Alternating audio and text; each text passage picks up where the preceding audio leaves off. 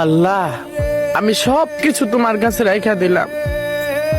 তুমি তো জানো ভাই বেরাধারণ বলে শুনো রে কাহালিয়া।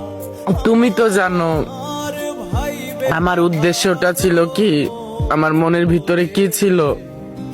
আমার মনের ভিতরে তো কোনো খারাপ কোনো উদ্দেশ্য ছিল না।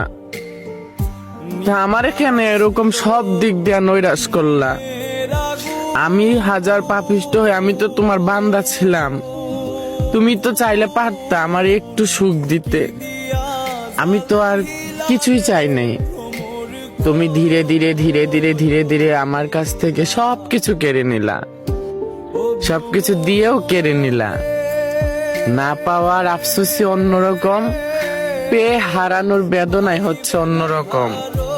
সেটা তুমি ভালো জানো। তবে যাই করলা ভালোই করছো। জীবন যতদিন চলে চলুক, তবে কখনো কিছু মানুষকে কখনো আমি ক্ষমা করব না। শুনো রে কাহালিয়া। তাদের ক্ষমা করলে নিভা ছিল আমার নিজের সাথে নিজের অবিচার হবে। যারা আমারে